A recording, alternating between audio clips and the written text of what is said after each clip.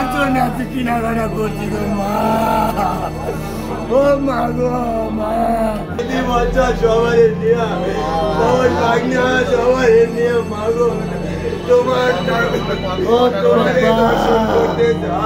বুকের ধন, ওটা আমার বুকের ধন, ওটা আমার বুকের ধন।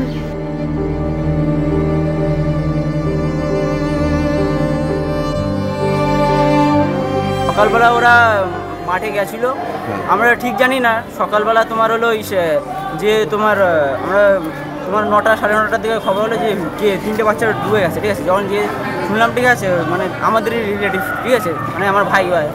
কোন জায়গাটা এটা?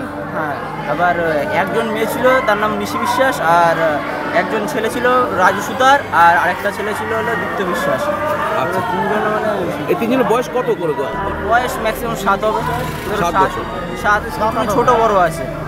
তোমাদের বাড়ি কোথায়? আমাদের বাড়ি হলো একতারপুর, পালপাড়া একতারপুর। পালপাড়া একতারপুর? হ্যাঁ, পালপাড়া একতারপুর। মানে কীভাবে জলে ডুবলো সেটা তো বলতে পারবো না, আমরা তো ছিলাম না এখানে। থাকলে তো হয়ে যেত না। মানে পাশে পুকুর, বাড়ির পাশে পুকুর? বাড়ির না, একটু মাঠের মধ্যে। মাঠের মধ্যে পুকুরে? হ্যাঁ, মাঠের মধ্যে না, রাস্তা আছে পাশে। আচ্ছা, ওইখানে ওরা যায় না, আসতে কীভাবে গেল ওরা স্নান করতে গেছিল, কি জানি, বুঝতে পারছো না? হ্যাঁ, মানে খবর পেলা কি করে তোমরা? আমি তো ছিলাম না ওই জায়গায়। এসে পরে শুনলাম যে 3টে বাচ্চা মানে ডুবে গেছে, ঠিক আছে। হ্যাঁ। ওরা একটা মহিলা বললো, যেয়ে দেখি ওরা ওই পুকুরে যেতে ওদেরকে বারণ করছি, আমি বাড়ি ছিলাম না। আমি ওর জন্য মেহেন্দি আর চুড়ি কিনতে গেছিলাম, আর ছেলের উপর চেন্টি করতে গেছিলাম। মা গো